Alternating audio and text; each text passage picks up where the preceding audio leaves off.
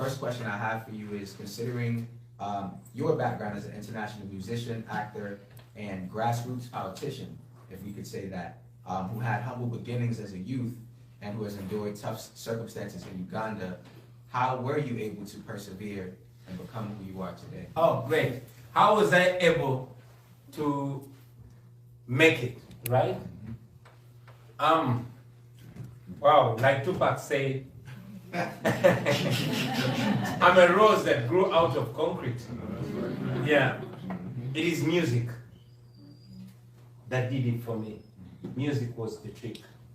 You know, I grew up with so many of my friends. Many are dead, many are in jail, many lost it on drugs. It was by the grace of the Almighty. When you were opening up, you gave respect to the ancestors, and I'm glad. Maybe there was a reason.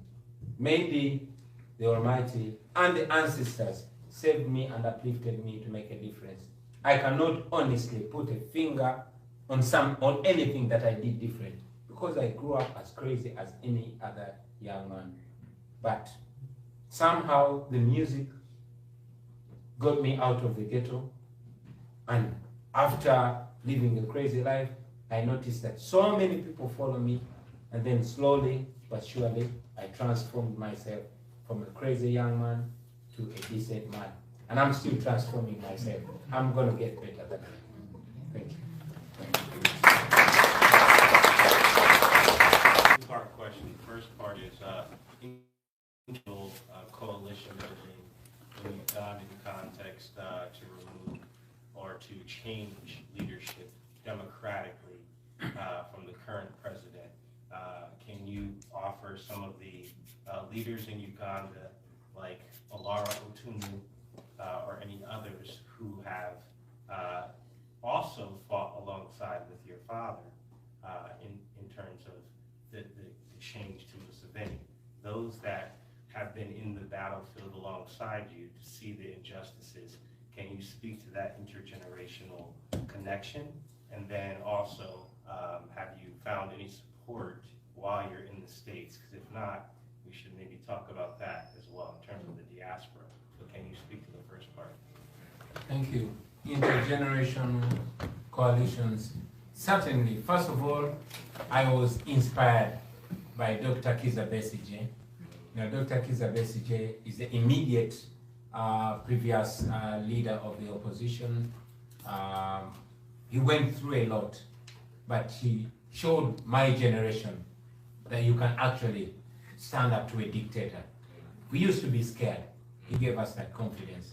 Not just him. I'm very glad and honored that I'm his very close friend.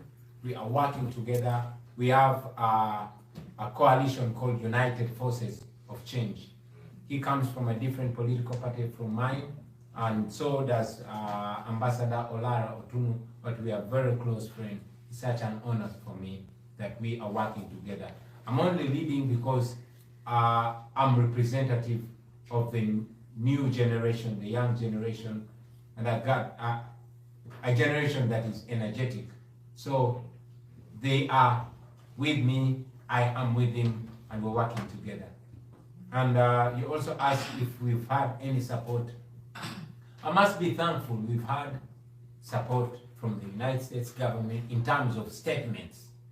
We've had some really strong statements from the US. Every time there's gross human rights violation or gross abuse to the rule of law, there's one or two either mild or strong statements, although we believe that the United States government can do more than statements. They can put action other than statements. We have a strong diaspora here. Most of our professionals left home because the country does not resonate with the kind of life and the kind of world they believe in. Right there we have Dr. Kauma. Dr. Kauma is the leader of our diaspora in the United States. And we also have my brother Deo Kaunde, and we have Karim Ntambi. Now, these are some of the intellectuals that were kind enough to support this young man from the ghetto and believe in him. So while I am in many ways the body, they are the brain, and we're working together. So we got support ideologically, which we need, and they are running things in the diaspora where I'm not. Thank you. So what we're gonna do is, can we go immediately to your left, to blue, and then to red, and we're gonna go back. Thank you. My name is Mwasa Jubilee Chikibwa. I am an international student from Uganda, Kampala, in Tinda. Wow. So, yes. Oh, God. So really just what I wanted to say, I just wanted to say thank you for speaking up for our people when nobody could, when everybody was scared. Just me standing up here, that's scary for me. I don't know what can happen to me. And that's what's going on. Thank you for just representing us nonstop, regardless of the tides. I was in Kasangati in my school during the riots, and I felt everything. So it's real. That's what's going on in Uganda. That's what's going on in my motherland. So keep shining the light on what's going on, and as the generation, we'll do something. For real. My name is Olivia Nzan. I'm also an international student from Equatorial Guinea.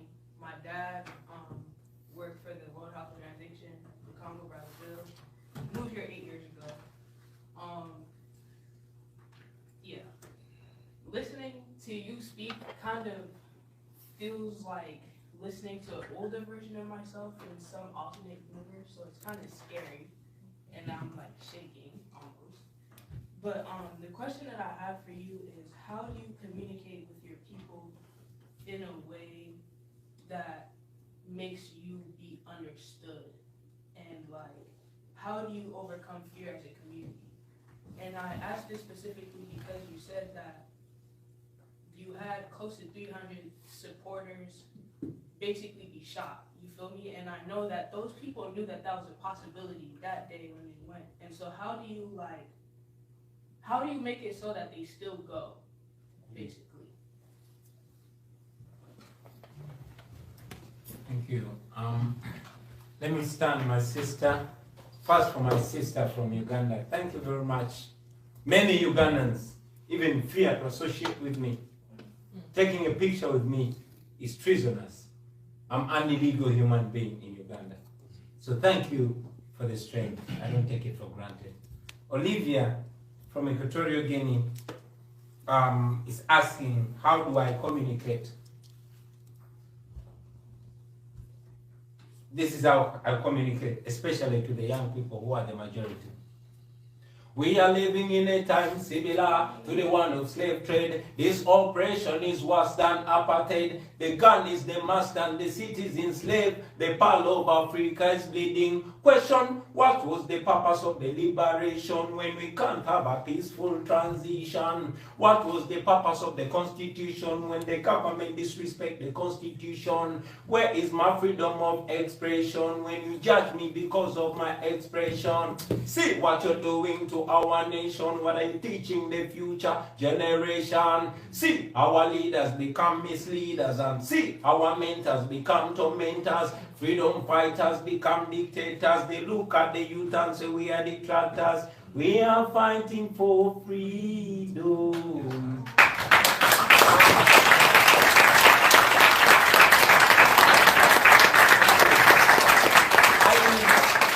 I use music. Music has been magical. And I believe that if it was not music, I would also be history like everybody else. But music has played a very powerful role that the young people get to listen to me, because this that I'm saying, so many people have said, even much more articulate than myself. But it has been cliche. But the music somehow gets through. And in any case, political conversations are not allowed on radio. You know, you cannot go on radio and give a political speech. But when I get a beat and do a song and send it on YouTube and spread it on WhatsApp, before long, all people get the message. So that is our most effective means of communication. How do we overcome the fear? Man, I don't know. I don't know, but we just look back at the people that have been where we are. I mean, Mandela taught us that bravery is not the absence of fear, but it's the ability to overcome that fear. So we try to overcome that fear. We've not yet overcome it. Man, we get scared sometimes. It's scary. But, I mean, we just do it anyway. So I can't really tell you, I have no blueprint on how to be brave, because I'm not brave myself. I'm just desperate. Wait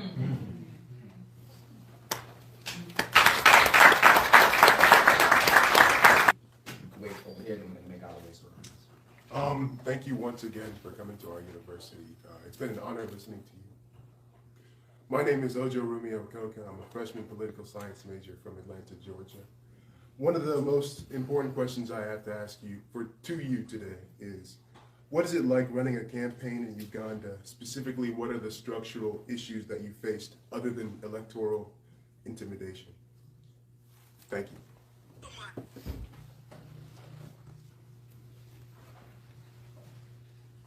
What is it like to run a campaign in Uganda? I'm looking for a decent word, a less scary word. I can only say it is hell. It's crazy. It is dangerous. But it's as exciting as dangerous. Because much as people get killed every time I step on the road, young people come in droves. So it's exciting. It creates so much hope, but it's dangerous. It's crazy. I don't know how to explain it. But I mean, that I told you the circumstances, you can only imagine.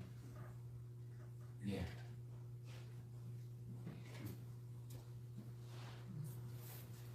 I'm gonna go to the sister in the back, and then my brother in front, and then we're gonna go to his right, so back this way, and then if anybody, I see.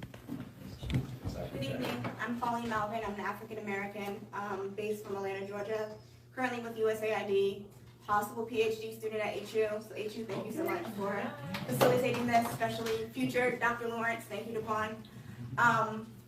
I had the pleasure and honor to live in Uganda during 2018-2019, did some slum dwellers work in Kaiwan Bay.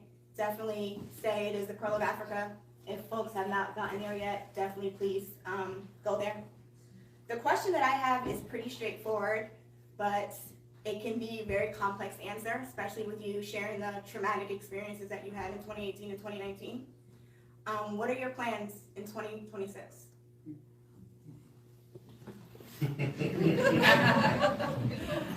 Man, oh man. What are my plans for 2026? The first question should be, what are my plans now? It's to stay alive. My plans is to stay alive and to not stop. Now, I don't know how to balance the two. Not stopping and yet staying alive. I'm not even sure whether we're going to have an election in 2026, because it is rumored that much as he has the military, much as he was able to use the military to rig the election, it left him dented. And I told my friends that we are going into this election, but with the state machinery, I cannot promise you that General Museveni is going to announce us winner, even when we win him by 90%. But at least what we should get is, let us strip him naked. Let us pull off the mask. And we pulled off the mask and showed the dictatorship for what it is. That is why our next step is to hold to account the international community for working directly with the military dictator that they see themselves. And that is what we succeeded at getting. Now, whether or not there's going to be an election, in 2026. We live by the day, because I cannot give you a guarantee that I'll be alive next year. Of course, I want to be alive. I have a family, 4 beautiful children, and a lovely wife. But I can't guarantee on that. So we live every day the way it comes. We want to stay alive. We want to awaken as many people as possible. We want to awaken and shine a light on the plight of Uganda in the international community, so that if there is ever going to be an election and we're going to go in it, we don't rely just on the administration of the United States or other international development partners, but we rely on the citizens of the world whose money is sponsoring the mess back home. So I can't really put my thought and hope in 2026. I'm putting my hope in today and tomorrow and the day after. My name is Emmanuel Adu. I'm from Ghana, and as I had shared earlier, I received the notice last night that you're in town, and my people insisted that I come and see you. And so mine is more sort of a statement than a question, and that is to show our solidarity with you, you know, with the work, what you're doing. We see it, we feel it, we know the realities of the thing that you're going through, and what you're doing, you know, it reminds me of something you said when I spoke to you earlier, you know, about Nkrumah. There's this statement of winds of change. And what you have started is the winds of change that is going to be blowing across Africa. Because we've seen it in Nigeria, we've seen it in other parts of Africa, and even in Ghana, that we have our own issues which have been bubbled up to where you are now. But the wind is blowing is what I'm trying to say. And keep inspiring, keep staying strong. If there is anything that we can do, we are willing to support, we are able to support. Don't discount the support you can get from the African diaspora on the continent. You know, because sometimes we look outside so much and think that the help is out there, and within us locally, we are able to mobilize, we're able to organize resource. Our leaders have done it in the past. They didn't seek so much help. You know, there's so many examples of intra-Africa support during the independence movement and anti-imperial movement. And so lean on us and whatever we can do to help and push this forward. Like you said, one day at a time. So whatever we can do to help move it one day to the next day, we are here to support, especially your great supporters in Ghana. So Thank you. Yeah.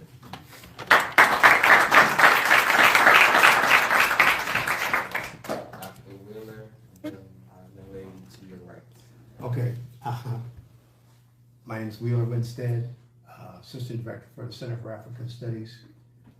First, I got to say very quickly, 2 years ago, I got a notice from my colleague back there about a film that she wanted to show us, and that she was showing about people we need to know about in Africa. And the colleague is Cecile Daniels, and she showed us this film on Bobby Wine, People's President, a couple years ago. And then I was really impressed with that. It's like, wow, that's interesting. At that time, I happened to teach a class, and so part of my class, I insisted that my students watch that film, Bobby Wine, People's President. So first, I want to say thank you, Daniels, for being willing to introduce us to leaders like Bobby Wine. Thank you, Bobby Wine, for being real. My only question is, where can we send money?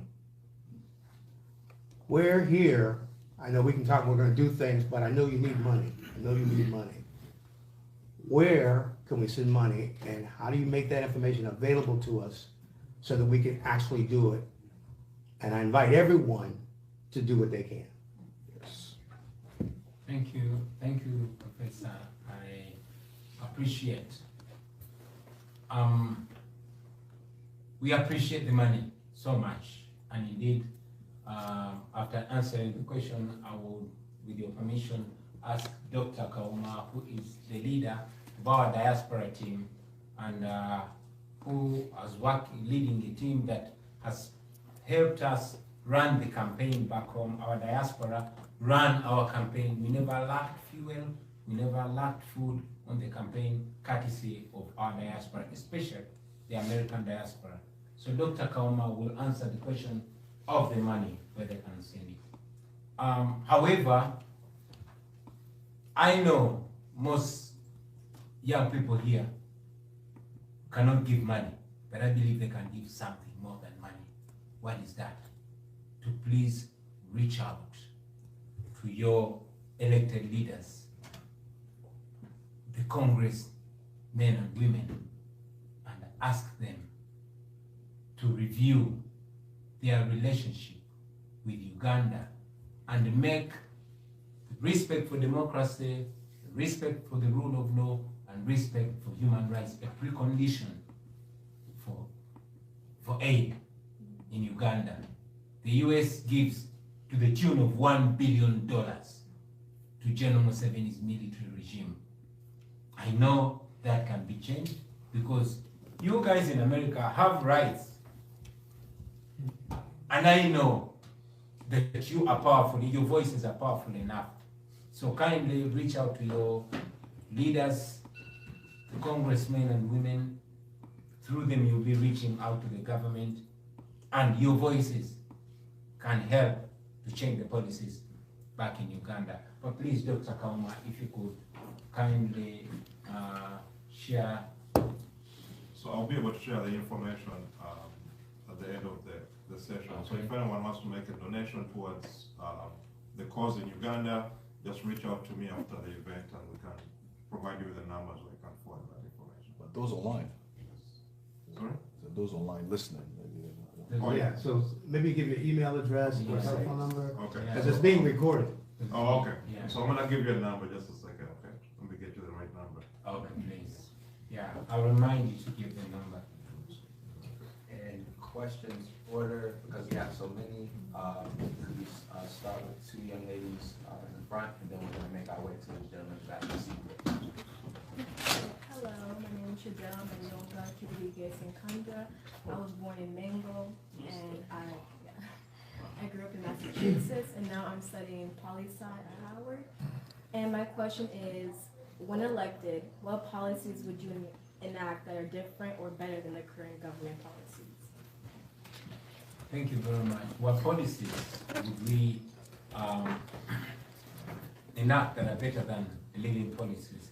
First of all, I will have to mention that Uganda is not short of good policies, but they don't matter because the main policy of the regime is to stay in power, and everything else is secondary. Corruption is the currency back home.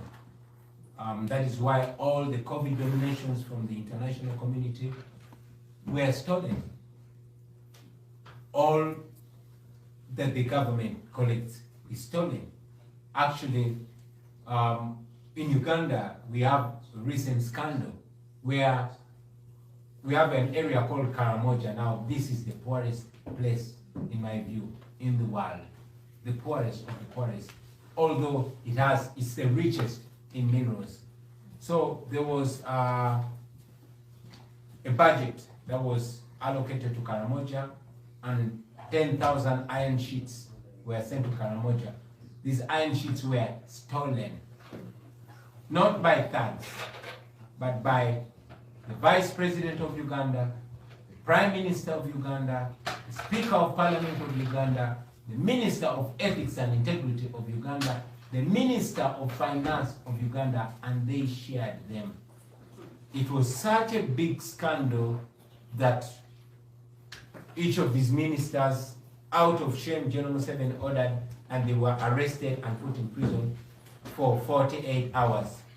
However, the young people, the young men and women who dared to protest against this grand theft were beaten, tortured, thrown in prison, and up to date, they are in prison. So our policy, number one, will be fighting corruption. But we have the fixed five. We have the fixed five. Revamping the healthcare system that is sick itself. In Uganda, we lose 18 women every day giving back. Not every week, every day. We lose 300 children under the age of 5 that die out of avoidable circumstances. Right now in Uganda, there's a trending campaign on Twitter called Uganda's Health Exhibition. And if you go on Twitter and put in hashtag Uganda Health Exhibition, you are going to see a sick healthcare system. So we want to revamp our healthcare system. We want to revamp our education system and change, because the education system is colonial now. It is training job seekers instead of job creators. You know, when I'm president of Uganda, our education is going to focus on 4 A's, and those A's are arts, academics, athletics, and agriculture.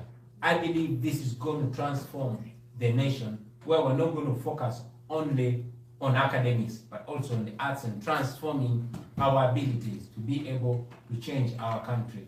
We want to revamp our image and change our relationship with the world. We don't want to be seen as a failed state. We want to be seen as a friendly state. And when I'm president, Uganda is going to have the coolest president. And it's going to be the best, you know, tourist destination in the world. So, of course, we respect rights, we respect democracy and all that. But just to mention that among the many. Turn left, then your destination will be on the right. Yeah, here. Okay. Hello, good evening. My name is Kelly. Thank you for coming here. My question is around transition. Do you have like a transition roadmap, or exactly what that would look like? Do you have people in mind that you would have over the Ministry of Education, the Ministry of Agriculture? And you are critical right now about the U.S. role in support for aid, as well as other countries. Will your perception really change because you feel like the country would have more of a better human rights, I guess, like example within the country? So I hope that this makes sense. Because there hasn't been a transition in over 30 years. So since independence. yes, since independence. So with that being said, I'm just thinking out loud. If you are elected and if it is recognized, the next couple of weeks or couple of days, I would think would be something that we haven't seen before. What would that, within a Ugandan context, what would that look like? Thank you. You're welcome. The transition, that is what we've been yearning for, that's what we continue to yearn for. First of all, when I become president, not if, when. When I'm president, the transition, first of all, will be reconciliatory. We live in a deeply divided country, divided along class, along religion, along ethnicity, and we want the transition to be inclusive. We know that even within this regime, we have very resourceful people. Unfortunately, they are powerless. The ministers themselves silently complain because they are only appointed to represent a certain region, not to do the work. But also, I must mention that most of our talented, educated, and knowledgeable people have had to leave the country because of hostile economic and political conditions, and also because they don't have opportunity. I dream of a day when we're going to have a mass repatriation back to the country, where we have all these doctors, all these engineers coming back to the motherland to help rebuild the country. That transition, first of all, is going to disempower the president so much. I would be the first president that is not all powerful, because we want to return power in the institutions. What Chairman Museveni did is to disempower the institutions. We want to empower the institutions so that they work beyond human weakness and human greed. We want to have an inclusive, leadership, and of course, an all-reaching leadership. So our transition, we hope to make it friendly, smooth, and reconciliatory. So the young man in the front, and then the young man in the back. Anyone in Uganda?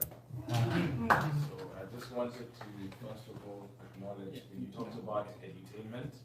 One of my favorite songs from you is actually, I think I don't know the name of the song. It might be called Money, but it's Money Makes Man Mad. It's the money. And there's a line where you said you were arrested and you gave the first bribe. He looked at you. You gave the second one. He looked at you. Then when you gave the 30,000, he looked up, looked at the bribe, and then he let you go. So that's just to show how our country works even till now, whereby that culture of corruption is deep lying. But my question to you today, and also you spoke about professionals leaving Uganda. I was born in Mulago, but unfortunately I was one of the people who my parents decided the ideals at the time. My dad used to work for ActionAid in Uganda, and his office was actually raided the year we left. And I remember I was in P3 when we were going back home, and the only reason we weren't killed in the car was because ActionAid had projects in the slums. That's the only reason why they didn't hit that pickup that we were in that day. So, just rounding back again, my question to you is, throughout the election process, there were claims about your credibility in terms of there were people who still saw you as the ghetto president. Then the Rasta. So how have you sort of combated that people, coming for your credibility? Because, for example, for people like Besigye who had been in power, like, in terms of throughout time, how would you combat that, those feelings from older people? Because, as you said, you appeal to the youth, but, for example, like my parents, and how would you appeal to people who are over 50, who still see you as the ghetto president? Thank you very much. That's true. I'm a ghetto boy, and I've never disassociated myself with the same. That has earned me so much support of the downtrodden, and it has earned me criticism for being who I am and belonging there. Because in our country, many believe that politics is for a certain class. I've been able to combat that by associating with the knowledgeable and the elderly. I'm surrounded by professionals and knowledgeable people and elderly people. So anybody that questions my ability to lead, anybody that questions my experience, I point at the elders near me. For example, my deputy president in charge of Northern Uganda is a doctor, Dr. Dina Zedriga, and she's 61 years old. My deputy president in charge of Western Uganda is Dr. Jolly Mugisha. She's 60 years old. My deputy president in charge of Eastern Uganda is Honorable John Baptist Nambeshi. He's also in his 60s, and he's an engineer. And the same with Honorable Mpuga. So I surround myself with intellectuals, decent intellectuals, and I also associate so much with the elderly. An example is Ambassador Olarupu and the rest. So that alone answers the questions. And of course, that narrative is largely pushed by the regime. It is not as strong as the message of freedom that I preach. So the message that we preach is stronger than the criticism, and that ticks the box. Next one.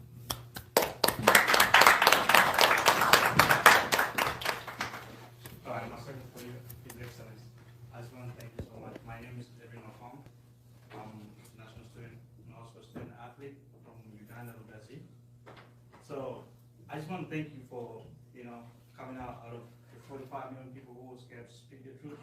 You came out, you helped us open our eyes to see what people are doing and also speaking the truth. Because people are scared to hear the truth, but regardless of the situation, you have to know if you're doing something wrong. But during the course of your campaign, my cousin brother till now is still in jail because he supports you. He was jailed because he belongs to your party, and it's so unfortunate. Till now, we've tried to fight with all the people in charge to help my brother get out, but it's unfortunate right now. But regardless of the situation, we keep moving because the way you said it sounds like because it like you say, we keep moving, and because coming out of Uganda, coming here, it's a hard knock life. It's hard, based on the current situation we have back home. But my question for you is, how have you looked back to solving those issues about those youths who are still, who are jailed for no reason because they support you? So how have you solved the situation? Because we know we have so many of them. I'm just speaking on behalf of my brother, but there are among so many of them in the country who are still in jail because they support you, but they don't support the government, which is in power. Thank you. First of all, man, I'm sorry that your brother's in jail, just like hundreds of others. It is the hardest thing for me to look in the eyes of the parents or relatives of those that have been killed, that have disappeared, or in jail. Because there's a narrative that I'm responsible for that. And indeed, even adverts are put on radio. Parents, you see what Bobby Wine is doing to your children? He's causing them to go to jail, as if I'm taking them to commit a crime. It is hard, but it's always soothing to know that people like you are not castigating me for that, because I did not arrest them. General Museveni did. How are we going to make sure they get their freedom? In the meantime, we agitate, we campaign, we move across the world like I am doing to ask for friends of Uganda to help us agitate. We push on social media because now it's even dangerous to campaign on the street. But I'll tell you one thing that gives me hope. The day Idi Amin fell, thousands of political prisoners were freed. So that is the day that I'm working for every day. As soon as the Museveni dictatorship is put to an end, all political prisoners, I'm sure, will be freed. But even before then, I know that if the international community puts enough pressure for those people, they'll be freed. And that is what I'm looking for. That is what we're doing. I don't know what single thing to do to free them, but I know that a combination of various actions will bring to freedom. Will bring the freedom of those our brothers and sisters. So we do everything that we can. And I believe that one day we're going to strike the right chord, which I don't know yet, but we're going to strike the right chord and we'll get their freedom.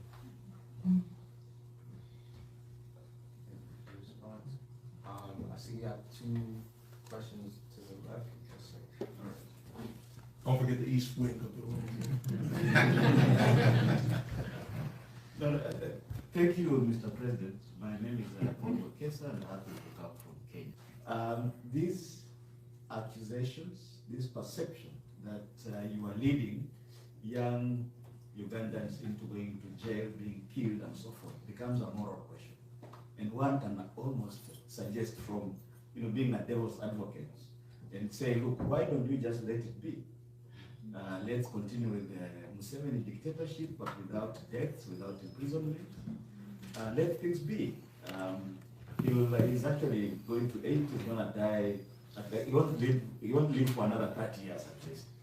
And so he will, die off and we can go back to a semblance of a country that runs by rules, that is free and open and so forth. Why don't you just let things be? That's a good question. Why don't I just let things be? After all, he might die in his 80s. I'll tell you one thing, that dictators seem as if they are going the next day.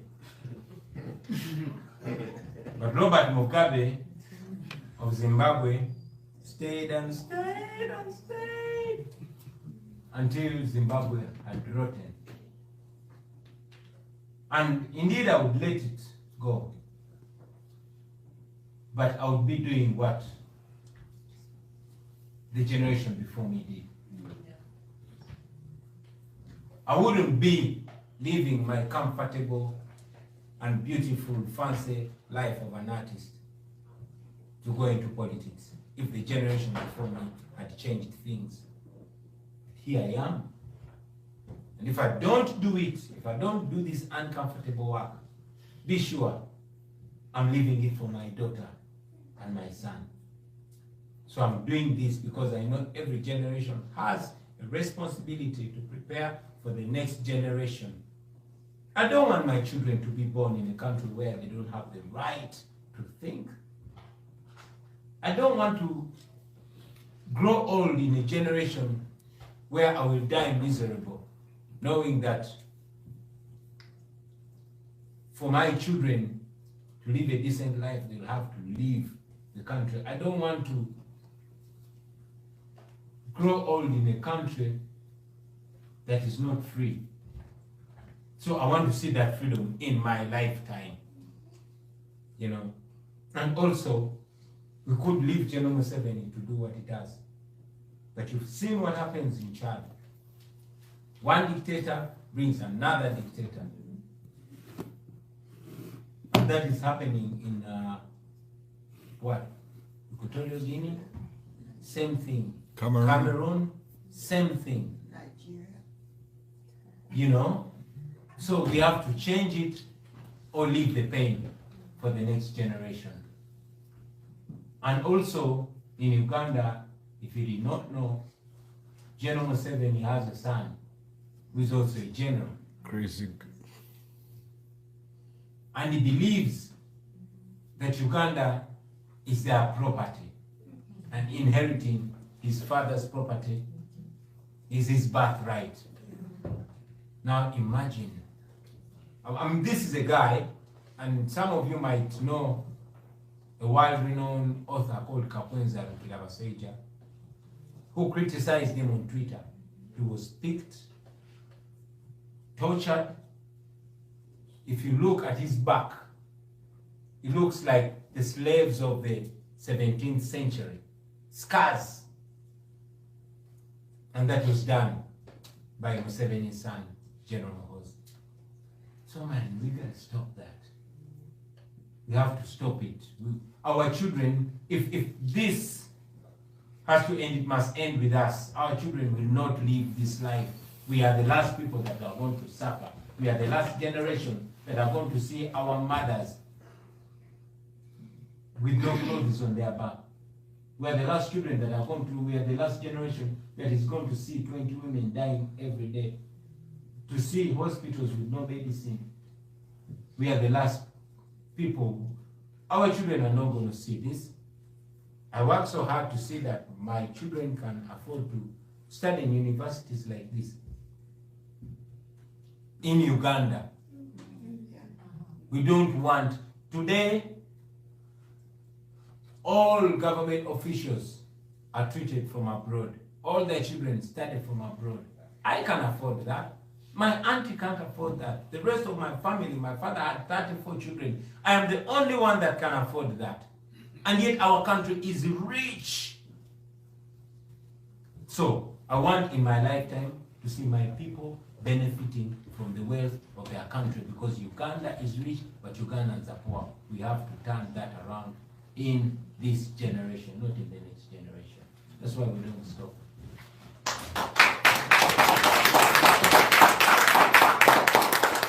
But it's good to see you, Mr. Wang. One thing I want to say first is we hope that your children never have to go through this, but we will need them to sustain the change that you're going to bring. That is the truth.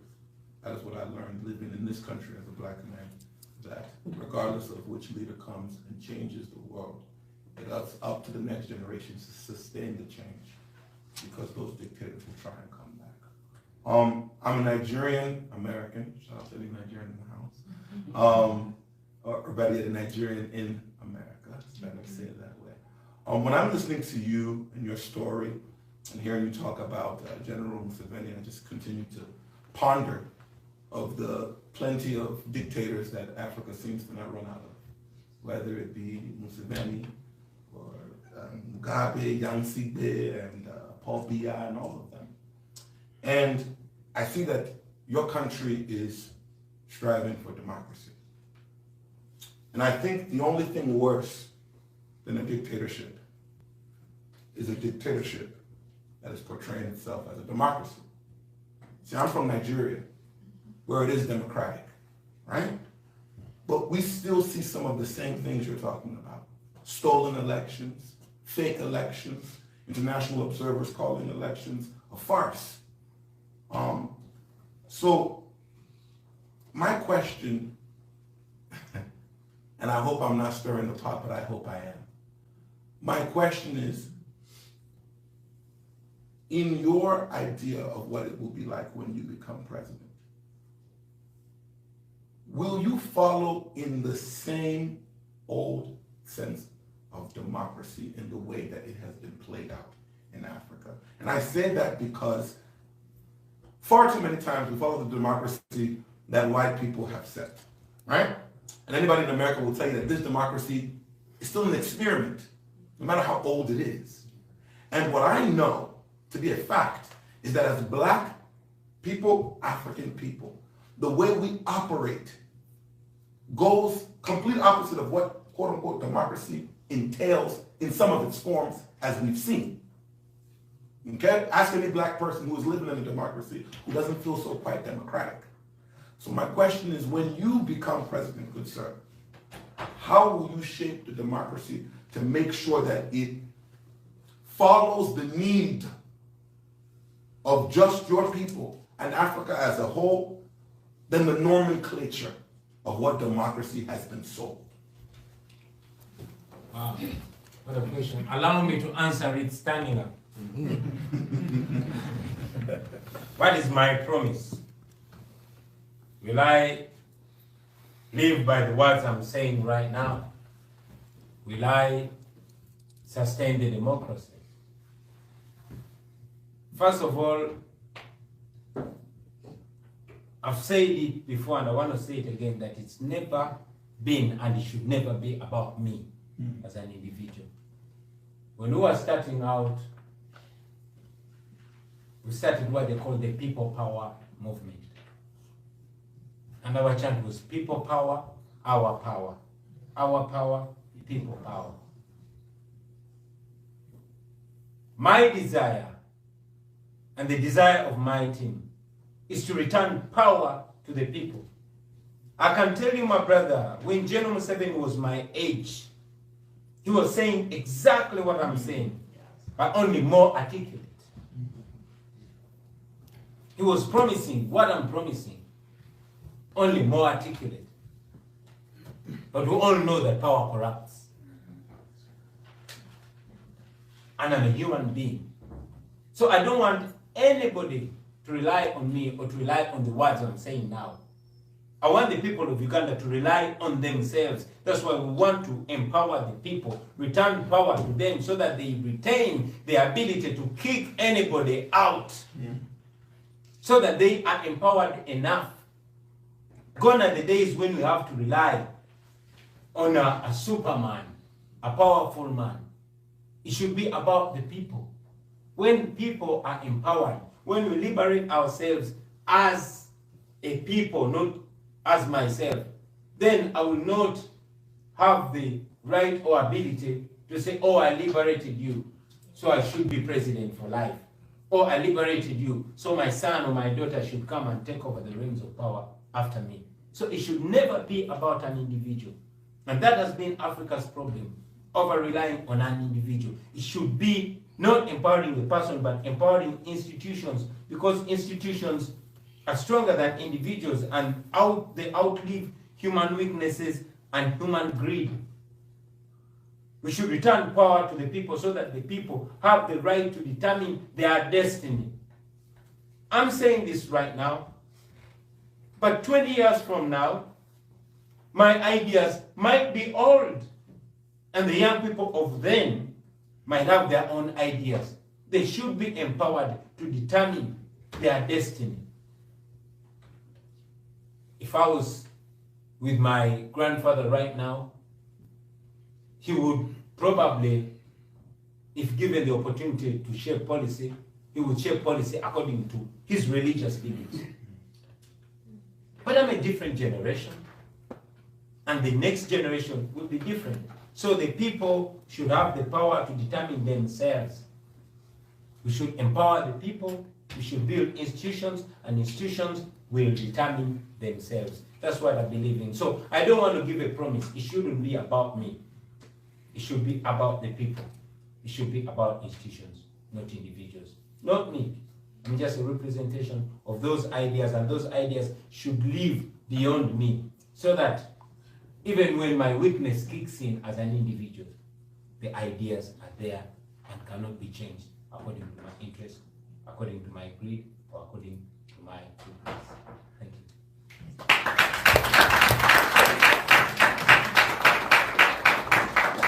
My name is John. I also come from Uganda. Thank you, Your Excellency, for a wonderful presentation. At least people know something good out of Uganda than Idi Amin. You know. So we live in a digital era today, and this digital space has been weaponized in a way of character assassinating the good people we have in the struggle. They target their families, their kids, they say all sorts of things. And our people being unsuspecting, the digital divide is quite huge in Uganda.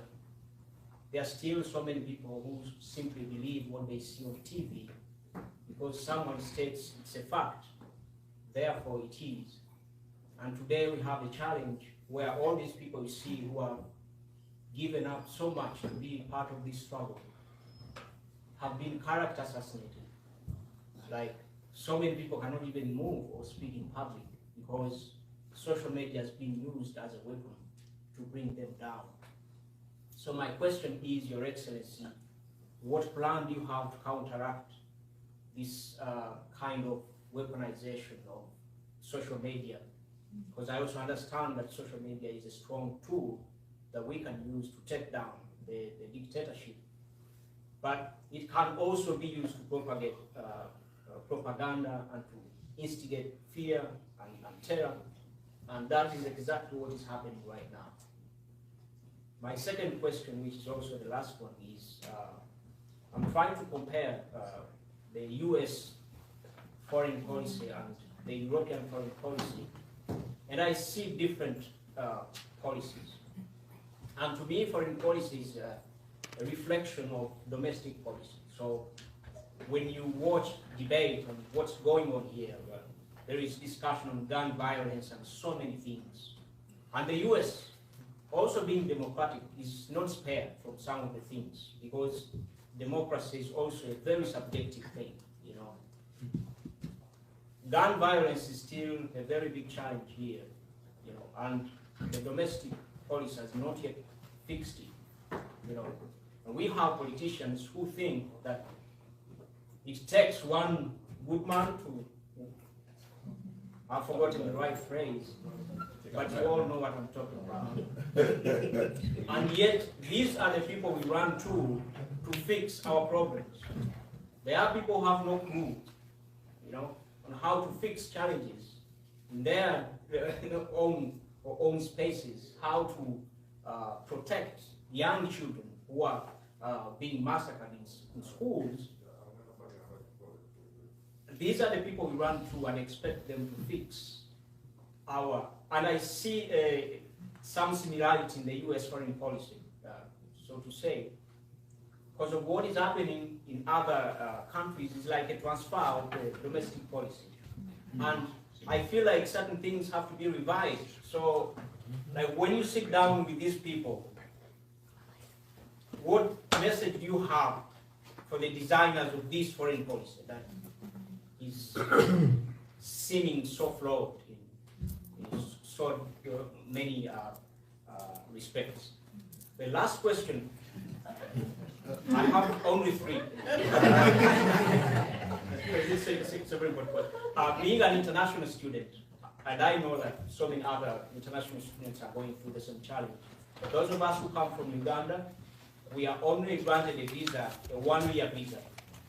And regardless of whether you're a PhD student and your PhD is going to take 5 years, you have to go back to Uganda every year to renew your visa.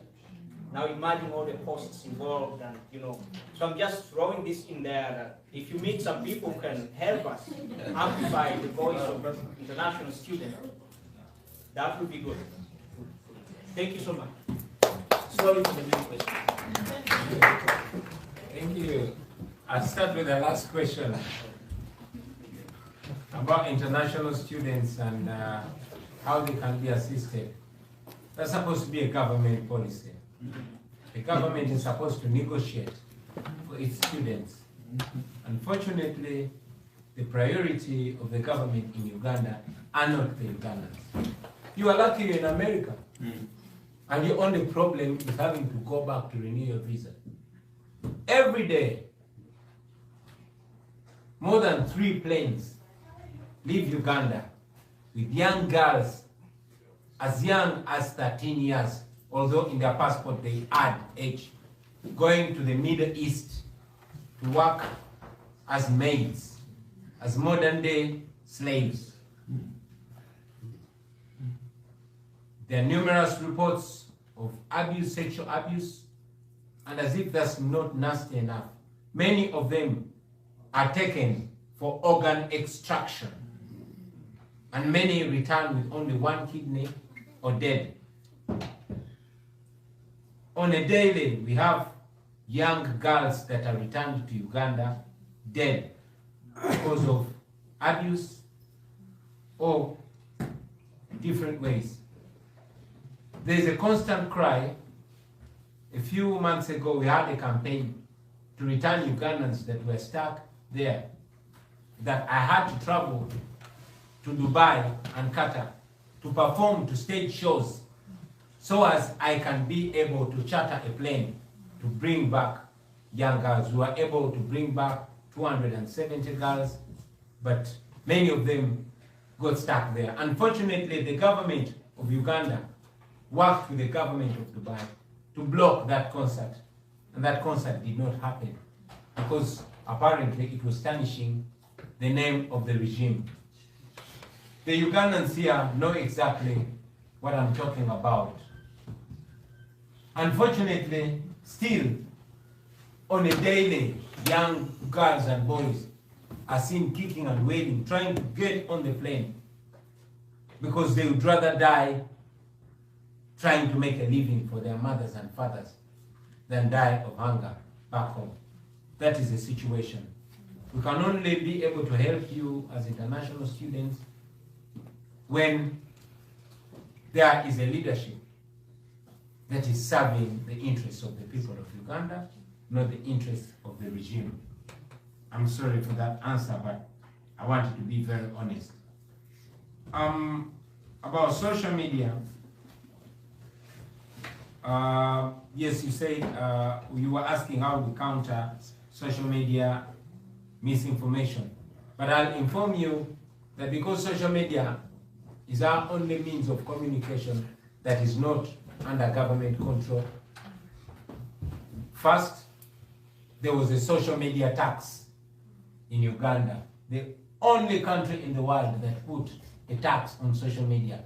Not on data, don't get me wrong. You will buy your data, and then for you to access Twitter or Facebook, you have to pay a tax of 200 shillings to use social media. And General Museveni said they're putting a tax because people are using social media for rumor mongering. I was imprisoned for protesting with my friends against social media tax, and I kept going to court. The case was just dismissed a few weeks ago. But still, to cut down social media, because General Museveni saw that social media is the only thing that was exposing him. As we speak right now, Facebook is banned in Uganda. But never mind, we access it, we're smart guys. We use VPN. But Facebook is banned in Uganda. But while Facebook is banned in Uganda, if you go on Facebook and look for a Uganda police Facebook page, you'll find that there's an update of a few hours ago. So the Uganda Communications Commission, the Uganda police and all that communicate on Facebook. And yet the Minister of Information actually came out and announced that anybody that is caught using VPN will be arrested and prosecuted. So that is where we are in Uganda. Still in the same breath, the government spends a lot of money. There's an organization called Government Citizens Interaction Center, GCIC. It's a tall building where young men and women in their hundreds are employed to run multiple fake pages of disinformation to counter the truth. These are the blogs that you're going to find announcing false information about the opposition. They are paid using taxpayers' money. So how do we counter it? We counter lies with the truth. Because we know that while the lies are quick to move around, the truth definitely catches up with them. And we are many, and the truth is stronger. So we counter with the truth. We are many, and we encourage our people to use facts, to put facts out there.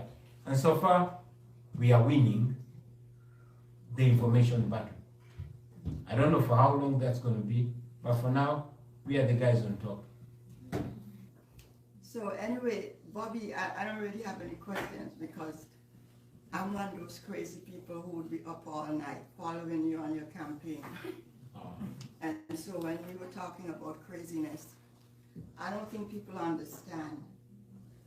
See, I was on my couch looking at you when these, when the people, policemen or people dressed in army suits, wouldn't allow you to use a road because they wanted you to go around some other road. And I saw you going and fighting the man. So I don't know how you could say that you're not strong, you're desperate. But I was always amazed at your courage. Like this thing was just constant, day after day. Every day he went out to campaign, he was up against this kind of firepower, you know? And then the people, one of the things that I observed was the young people, the resilience. They have a lot to teach the rest of Africa. They really do. And because now I've been looking to, right now my focus is on Nigeria and the obedient movement. And so I'm thinking that all of you young people have to find a way to connect and to collaborate, because it's the whole of Africa. What's happening in Uganda is not an isolated case. And the young people are ready. They're not going to take, they're in a different mindset, and they're not going to take what their parents do. So you need to get allies. and not always be looking on the outside, because remember, it's not in their interest for you to be liberated. All right? Your oppressor is never going to finance your freedom. All right? So while you come and you ask them and whatnot, they would help. But when 300 people are killed like that by Museveni, somebody should say something. You know, they say a few things and then they forget it. See what I mean? And so I'm looking at what's happening in Nigeria, and we're happy so far that there's not a bloodbath. We hope for the best there. But man, I just want to congratulate you and to give you all the strength. We should just think about him all the time. I had this program, Africana Film and Discussion, and we did a little film that there was on you to just spread the word that people know that there's this young man who is putting up this heroic fight against one of the biggest dictators in Africa, and trying to spread that, you know, and so I'm very happy about this.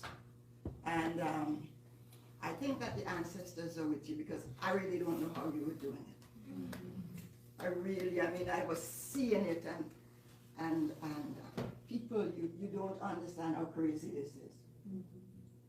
But then when he comes on stage, there are all these thousands of young people giving him support, you know, and they're singing, we are fighting for freedom. See, when they took all your people, threw them in jail, when they kept Nubian, and I think they were doing that on purpose. I saw how hurt you were. Yeah. But thank God, you know, he came out. And so that's it. I just wanted to tell you that your job is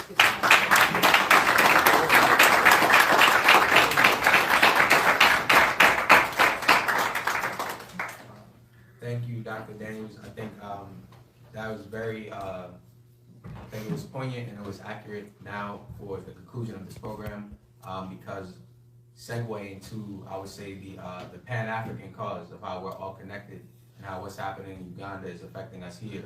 What's happening in Ghana is affecting us here. What's happening in Nigeria is affecting us here. We would like to thank His Excellency again for making this appearance here at Howard University. And today I have acted only as a conduit, because this is an extension of what happened last week at the State of the Black World Conference 5, convened by the Institute of the Black World and Dr. Daniels. And this young lady to my right is actually responsible for His Excellency being in this country, as well as Brother Haki. And I mentioned him at the beginning of this in my remarks, in my thank yous. But I wanted to introduce the Miss Kim Poole, who is a soul fusion performing artist and founding fellow of the Teaching Artists Institute, which provides opportunities for artists to learn techniques for social transformation while fostering outlets for socially engaged art. The Teaching Artists Institute operates in the US, Ghana, Liberia, Jamaica, Uganda, Tanzania, and the Gambia. And through the Teaching Artists Institute, Kim Poole and an international team of teaching artists are originating the Art for Social Transformation, Teaching Artistry in Action curriculum, a workbook for change agents and universities interested in exploring the art of possibility. I can go on again about her accolades and the work that she's doing, but this sister and again Brother Haki are very powerful, and I encourage all of you to connect with them. And again, it's their doing that has His Excellency here to speak and connect with you all at Howard University. So please, without further ado, please give a round of applause to Ms. Kim Poole.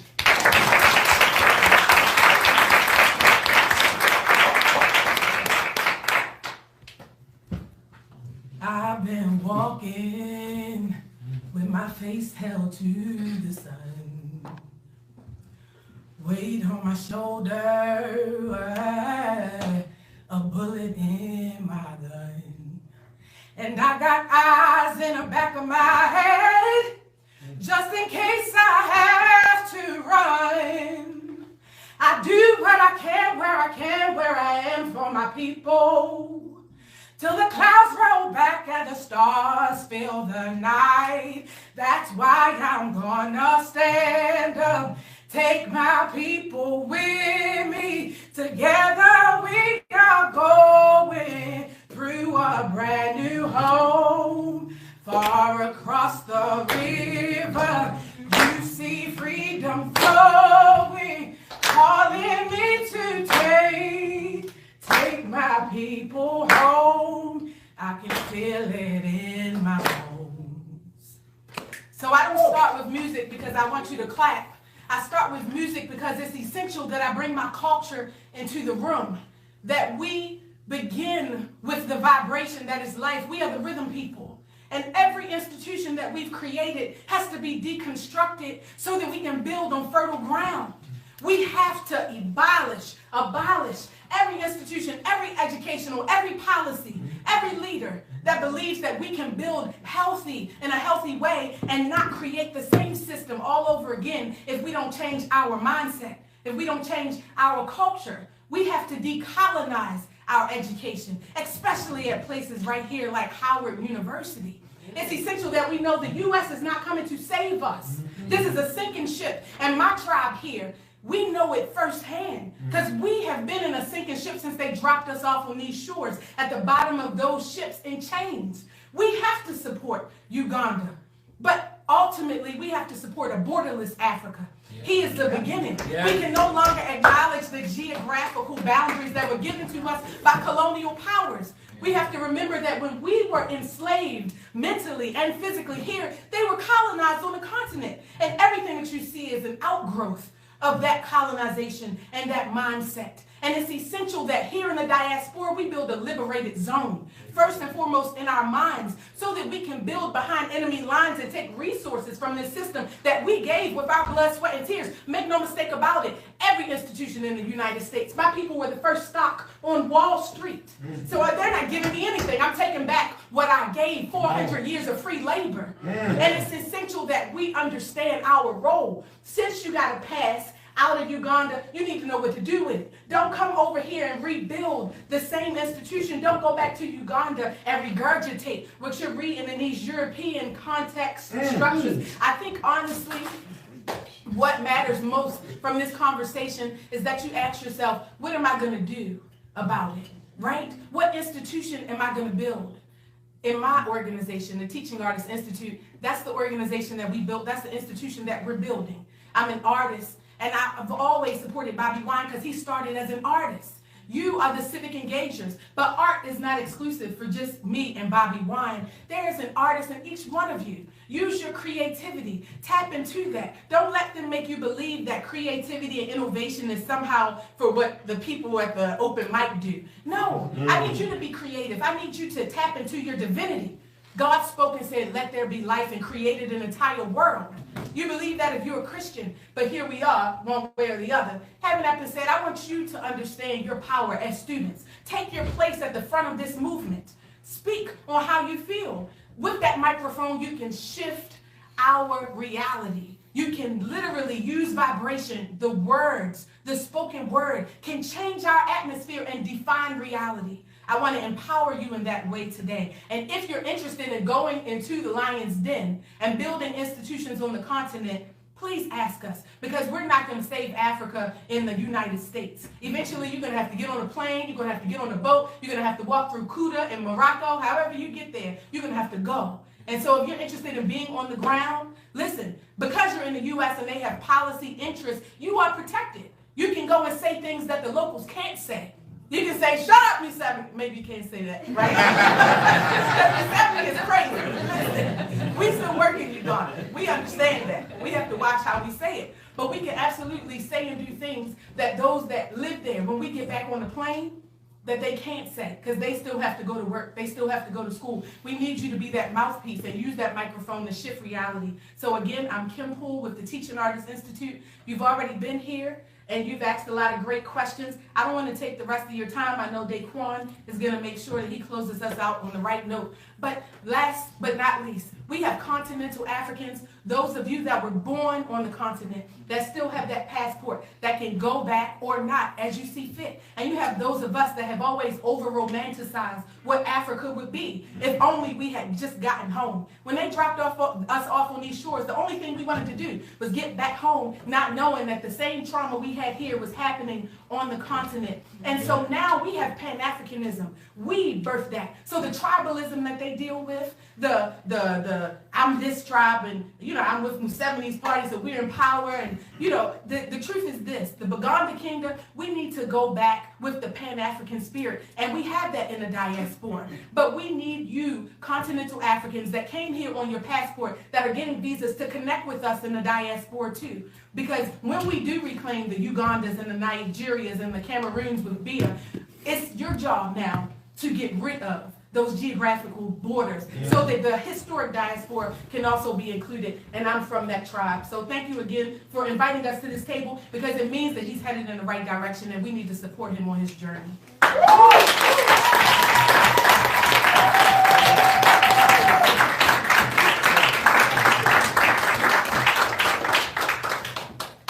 I'm happy that everybody can feel the energy here. I know even the people who aren't physically here with us can feel the energy through these cameras.